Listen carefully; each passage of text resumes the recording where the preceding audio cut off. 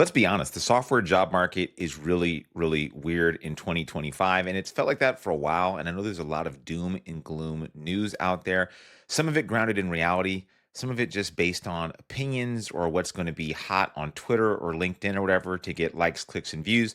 There is an author, a really well known developer who I'm going to butcher his name, Gurgly or Rose. I'm just going to call him Geo. Anyway, Gurgly writes a lot about software engineering. He is an engineering manager, engineering leader, written a best-selling book on software engineering. Very, very smart, respectable guy. And he just recently published this article about the state of software engineering and the job market in 2025 that I think is worth a look. We're not going to go over the entire article, but there's some definite pieces of information and some trends here that I think you really need to pay attention to. Some of these things I've been saying for a while, so it's really nice to see some validation from somebody that's way higher up on the food chain than I am. But he basically starts off like this. We're in a weird state right now as far as jobs are concerned, not just in tech, but really everywhere. I mean, inflation, tariffs, economic instability. It doesn't feel like things are really stable in any industry right now, but especially in tech. And I think we've basically made AI the boogeyman.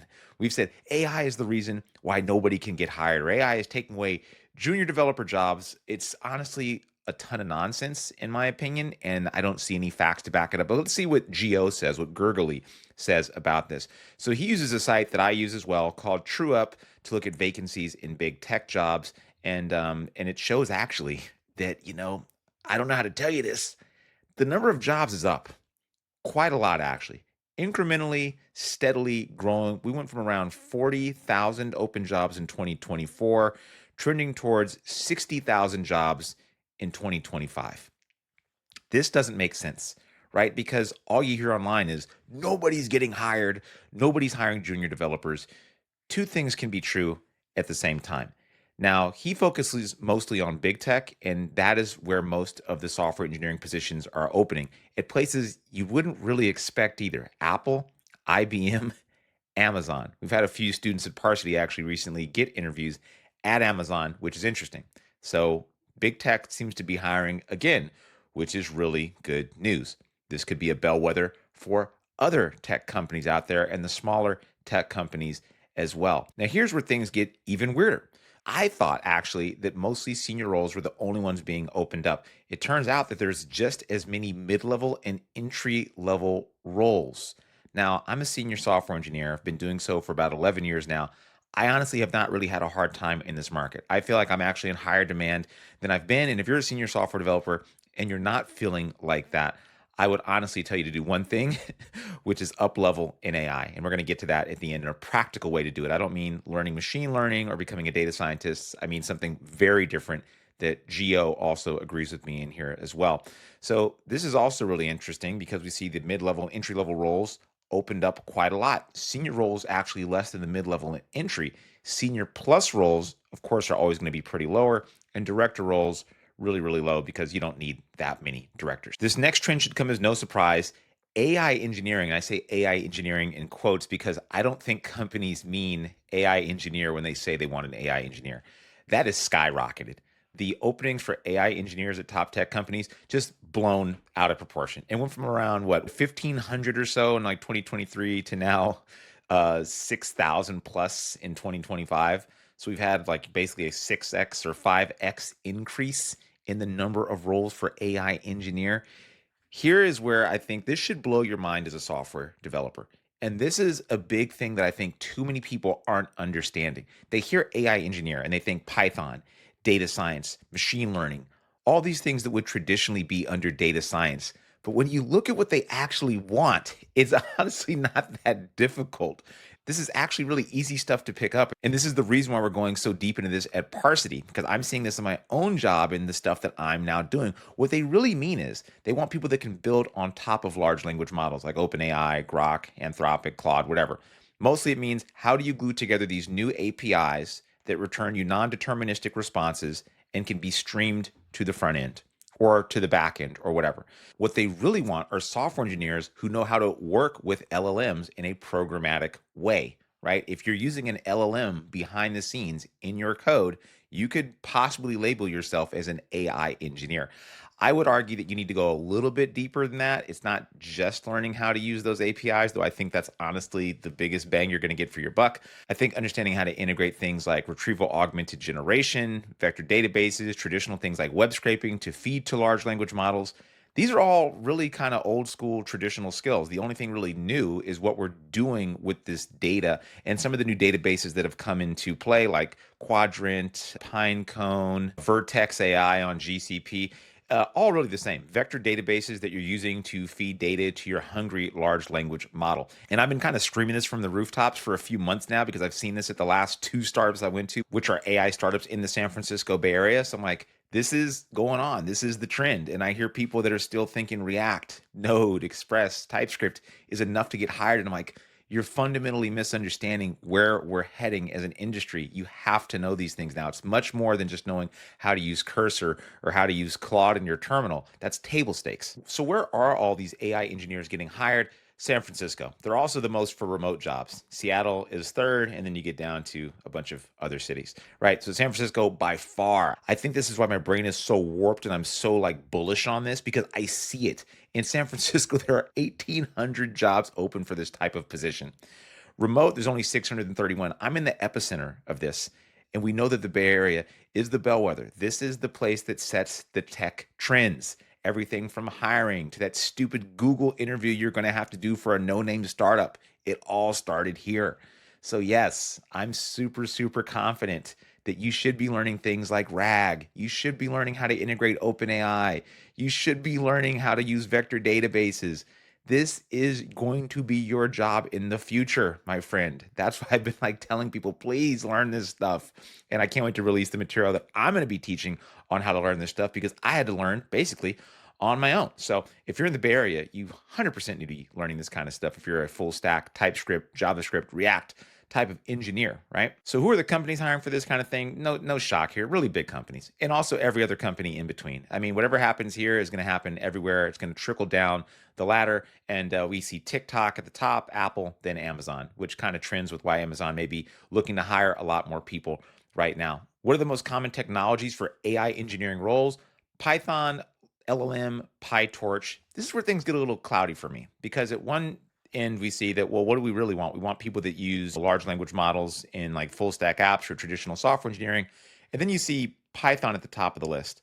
Now, that can be a little confusing too, because I think the AI engineering is getting conflated with traditional data engineering, machine learning engineering, data scientists. So I don't know how to really read into this because I know that we need data scientists, obviously. People are trying to either fine tune models, they're either trying to create their own models or build off of large language models. But the number two technology here is LLM. That is such a nebulous term.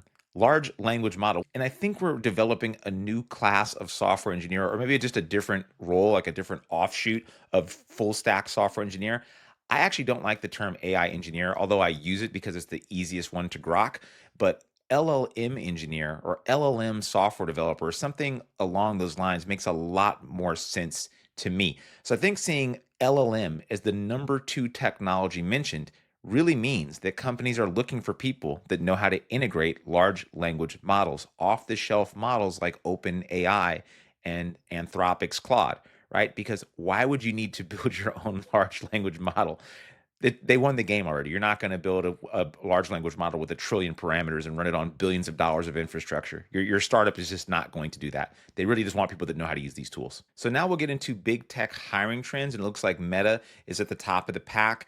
After having big cuts in 2023, now they're hiring the most software engineers, which is really interesting. They have 19% more engineers compared to 2022. Google and Apple showing similar growth. They've increased by 16%, and Amazon and Microsoft showing the slowest growth, 8%. But like me, you're probably not in a really big company. I've never worked for a really large tech company. And then you have your lived experience, of course, where you're out there saying, well, why can't I get hired? And that's the hardest part for me to understand because it's taking longer for people to find roles. Less people are leaving their roles, and we see less entry level jobs opening up. Now, there's also been a massive increase in the number of AI engineering roles opening up. So I see this decrease as really a shift. And would they take entry level people into these roles? I don't know. I do know that we need entry level people in general. And this is even more paradoxical right here. Hiring managers are saying that it now takes longer to fill positions, even though recruitment is actually up. I think at the heart of this problem is we have a fundamentally broken hiring system. And I hate saying that because people have been saying that literally for the last 10 years that I've been in tech. Hiring is broken. I'm like, okay, so what? What are we going to do about it? No one's going to fix hiring. LinkedIn tried to fix hiring, and I could argue they've actually broken it so poorly. LinkedIn is a social media platform pretending to be a job site. So if you're looking for a job, you're basically undiscoverable unless you have a certain number of connections. And if you post in the right places, if you have the right second and third party connections, if you're a recruiter and you're looking for people, it's like finding a needle in a haystack. I can't tell you how long it takes to hire somebody that's a decent senior software engineer. So I really hate this stupid narrative from people that probably have never hired that are saying, oh, you're competing now with people from really big tech companies that are going to come in and take your job or something like that because they've been laid off. Big tech hiring is up, not down, despite whatever you've read in the news. These are just the numbers. These are numbers from these companies that show vacancies are up and they're hiring more. I don't know how to argue against those kinds of things.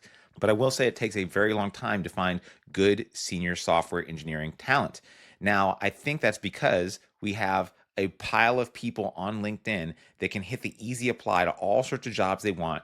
You get filled with junk applications, some of which aren't even filled out, or people that have no business applying for it. You're filtering through all those. The people that may have wanted to click on it are now seeing that there's 1,000 people that have applied. Most of them are junk.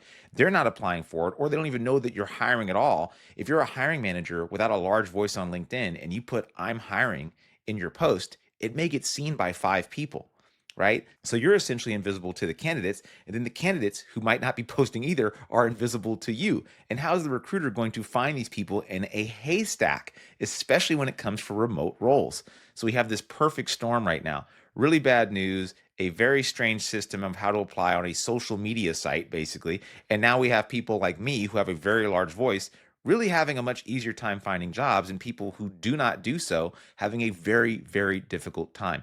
Now, this is not to say it's all doom and gloom. I just think you need to understand the rules of the game.